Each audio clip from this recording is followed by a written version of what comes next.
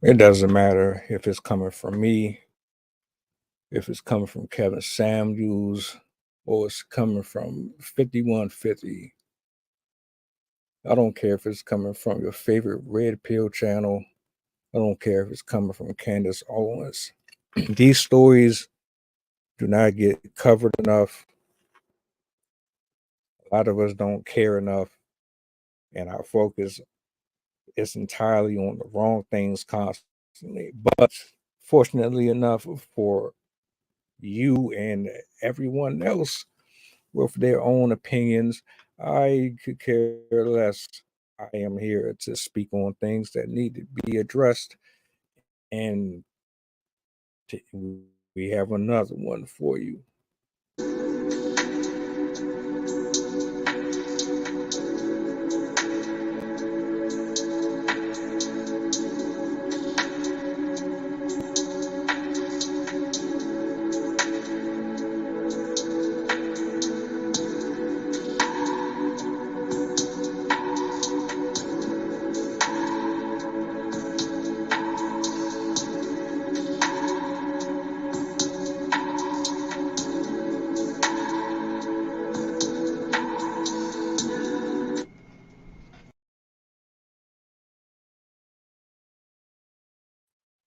Yeah, we back.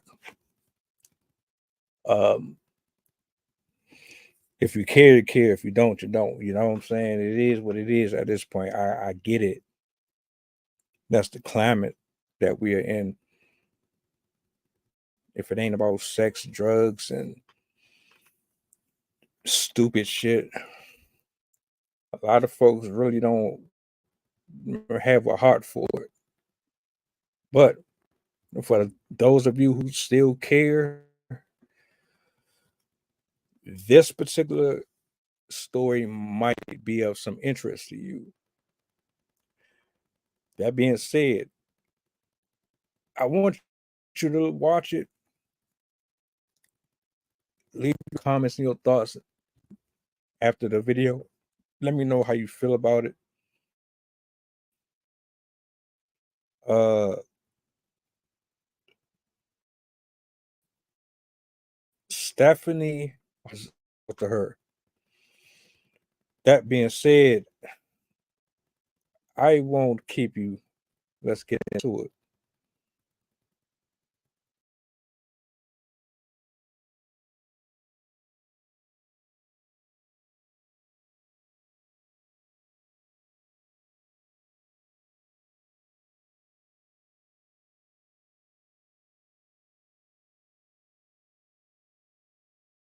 For a few minutes over the bed where the two 4-year-olds were sleeping peacefully. He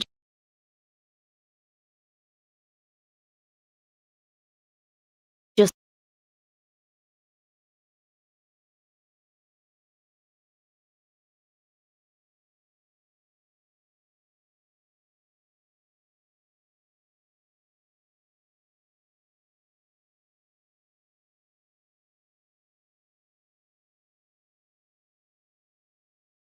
that same bedroom about Brown entered the room. We can see him standing for he just sort of looks down at them for a while, just standing there. You can see him carefully pour quickly picking up cash and leaving the room. Darren Brown returned to that same house and that same bedroom about 2 hours later, around I believe 7:30 in the morning. This is believed turned for Carter. Cash was already dead. But while he was there, something spooked him and you can see him run off very quickly. Not long after this, Carter wakes up, he gets out of bed, and he looks around for his brother. And when he can't find Cash, Carter utters his name, calling for him. The Dallas medical examiner revealed that Cash had died from multiple stab wounds and that he'd been stabbed with an edged weapon. My son is who walked in the room and said, "Where's Cash at, Carter?" Because they're never separate. They don't separate. Carter goes, "He went outside. He went out front."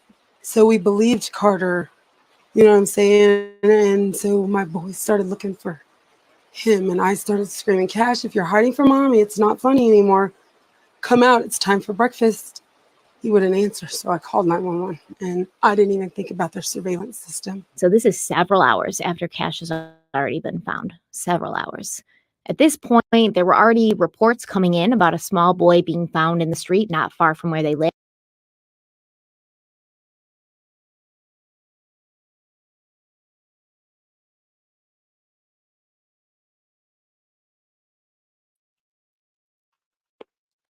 Let's go ahead and pause that for a second. I rebuke you, Satan. I really do. I don't have nothing against you. You doing your job. Your mission and goal is to stop everything that has anything to do with anything positive or good. And I get it, but we're not doing that. We already 5 minutes and y'all get the story. You see what's happening here. I know we see this more often than not. I understand that you're probably tired of seeing this on the news stations. I'm pretty sure it's uncomfortable. I'm pretty sure you could be watching Netflix or something else at this particular moment, but we need to discuss this. Actually, I'm lost for words, to be honest. Where do you begin? How do we fix this? My heart, my condolences go out to this family, though. Honestly, this shit is sad, man. What the fuck is wrong with people? Really, I really want to know. Like, But Monica said she refused to believe it was Cash, even though her daughter told her that it had to be. My son, I was crying and I was confused and like in a million pieces and praying to God they would still find Cash, and that little boy wasn't Cash. I kept telling my daughter, that's not Cash. And she said, Mommy, it has to be. Nobody else is missing a baby. My son had went into his interview. Matthew was the last to be interviewed. He remembered all of a sudden, Mom has cameras. And I when you're going through something like that, you don't think about all of that. All you think about is your baby that's missing. And when they said, Mom has cameras, I rewinded the cameras, and there he was, the boy taking my son out of his bed. How did you feel when you saw that? I freaked out. I'm sure my kids heard me. Darren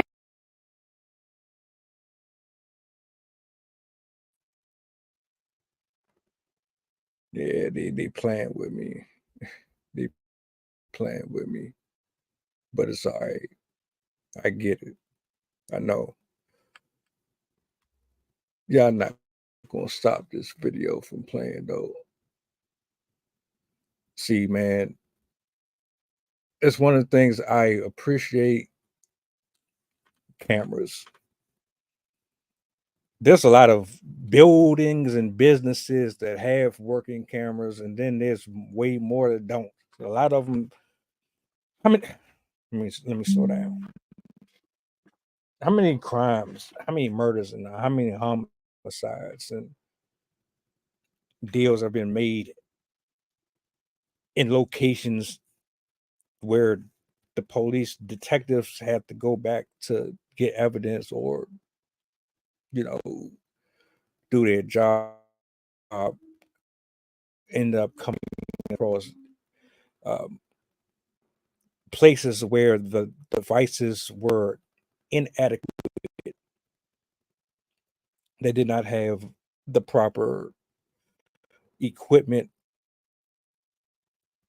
to extract information that could have possibly solved a case or found a suspect. Number one, I never understood why people would allow their establishments to go without having these things implemented or put in place. Like if I'm a business owner and I pride myself on the continuity of my content of any source, I want to make sure that my establishment is respected, that it has a certain standard, that people feel safe coming and going to my location. I want you to be able to shop with your loved ones and family without worrying about loiterers and it's incompetent people coming in and out or standing outside of the property, making it depreciate in value because people are scared to come there. Cameras are always a number one priority whenever you have something in your name and you're trying to protect it. That should be a priority. There's absolutely no reason why you shouldn't have cameras working. So here it's a bittersweet story, but at the same time, it's like, well, at least you got cameras. But I digress. There he was, the boy taking my son out of his bed. How did you feel when you saw that? I freaked out. I'm sure my kids heard me. Darren Brown was arrested, but initially he was only charged.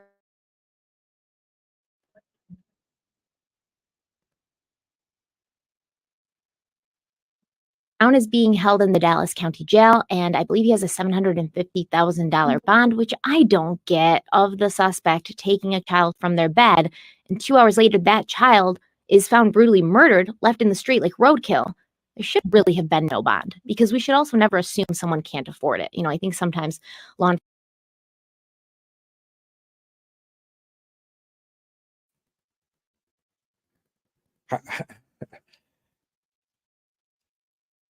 How? How does that happen? Are our laws just that fucked up?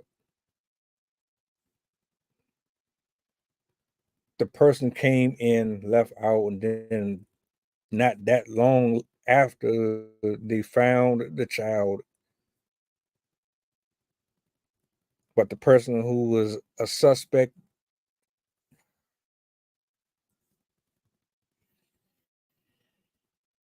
and you wonder why people don't have faith in the system, why we don't really go to you for help, and people take shit into their own hands and want to be lawless and play cowboys and Indians and shit. This is why.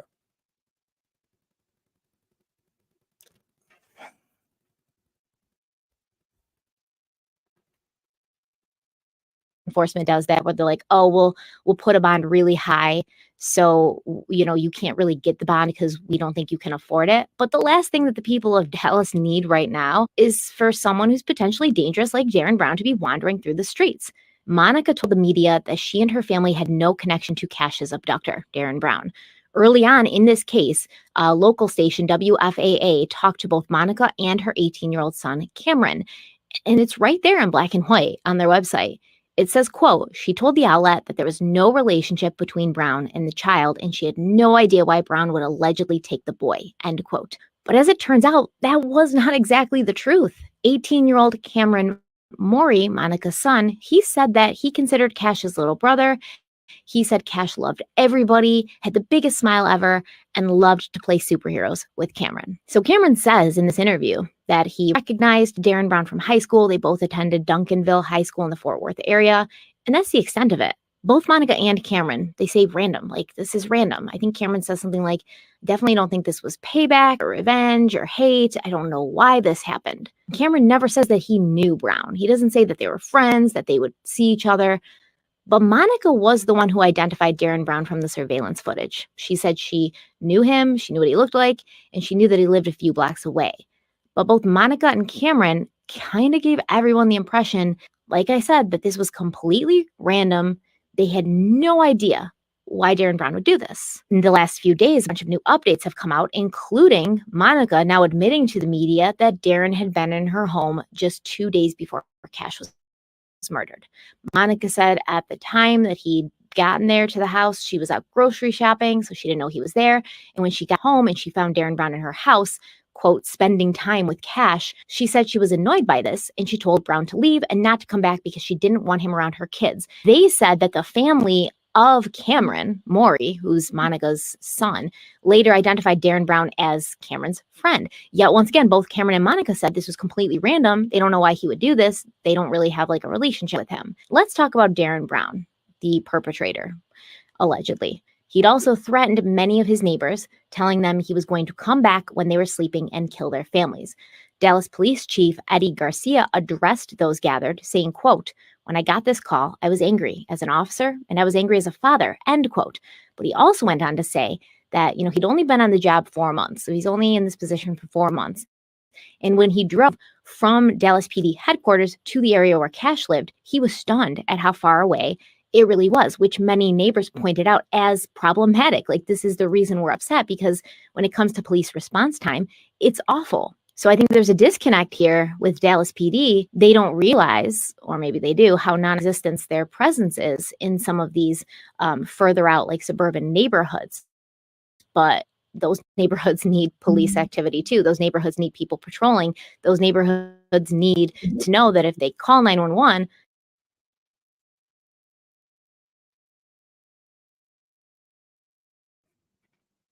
don't give two shits. These areas, they're coming to a Caucasian neighborhood faster than they're coming to any other neighborhood. You know it, I know it.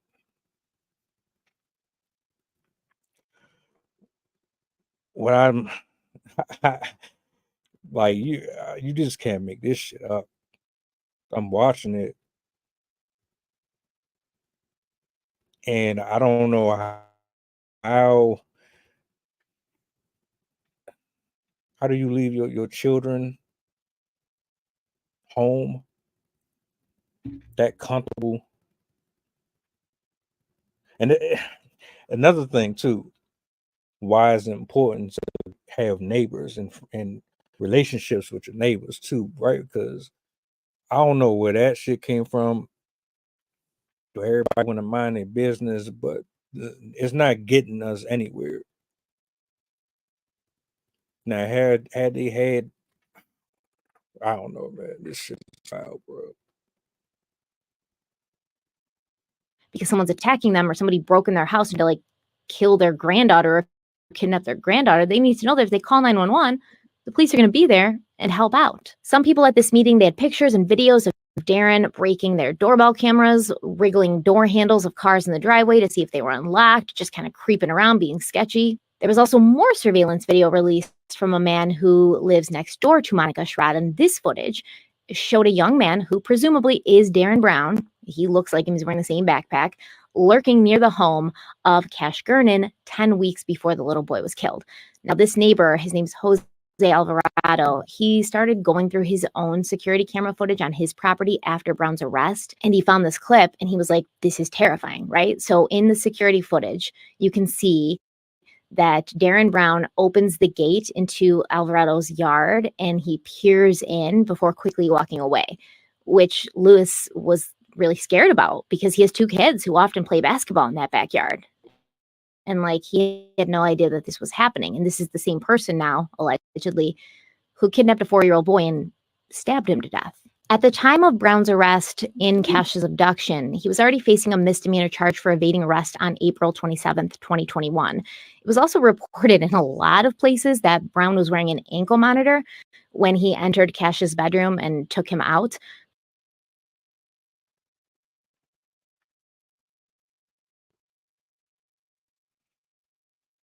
You're still comfortable leaving your doors and your windows wide open and unlocked? You still comfortable with that?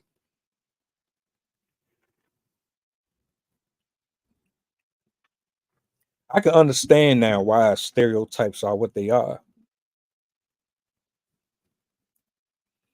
If you see a certain complexion, you freak out, you clutch your purse, you side eye. I can understand why they call bellies and wetbacks, and maybe I'm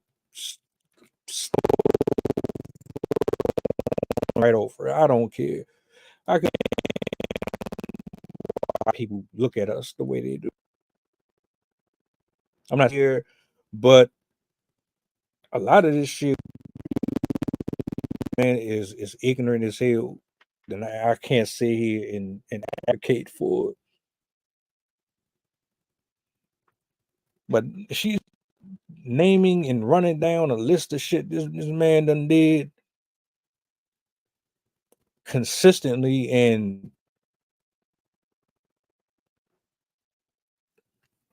yo, I don't know, folks.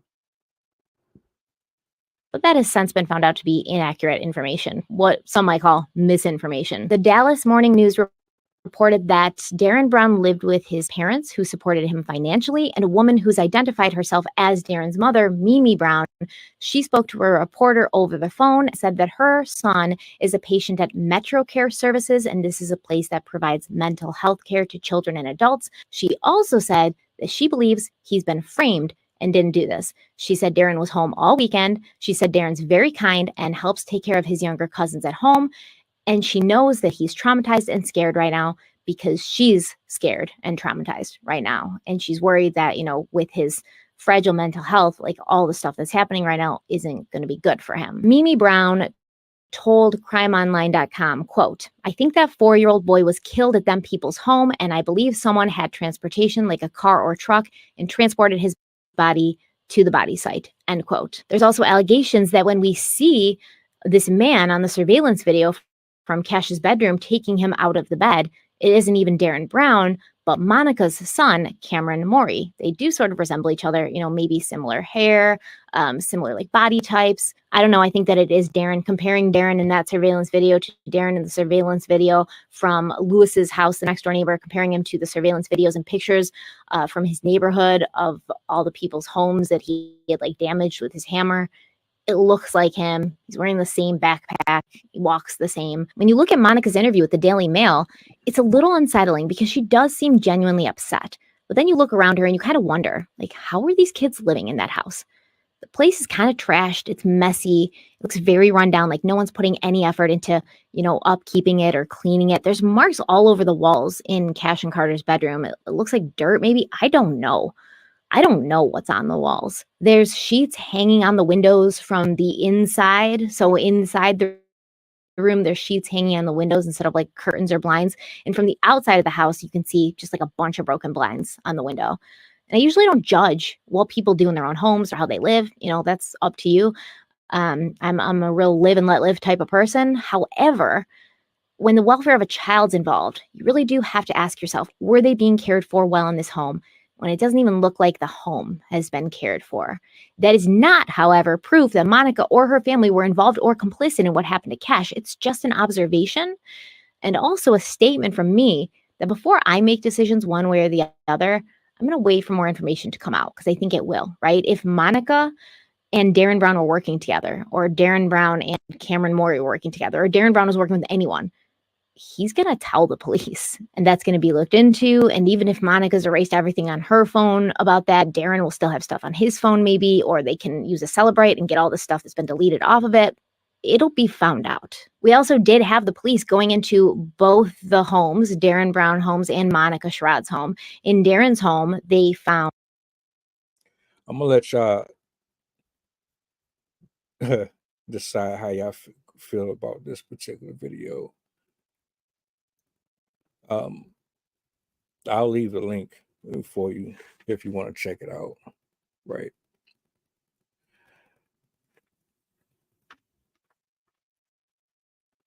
It's just too often that we see cases like this, man, and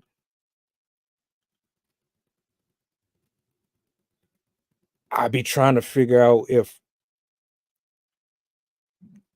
our law enforcement or these people are really trying to get to the bottom of it, or they just trying to find any reason to shortcut their way to the truth. A lot of times I think these people really do be trying to take shortcuts because they don't really want to put in the time and the effort that it requires to put these people behind bars. But this is sad. This is very sad. Pretty certain that you might feel a certain type of way. I know I do. My heart goes out to that community and that family, man. And y'all let me know what y'all think about this case, bro. I mean,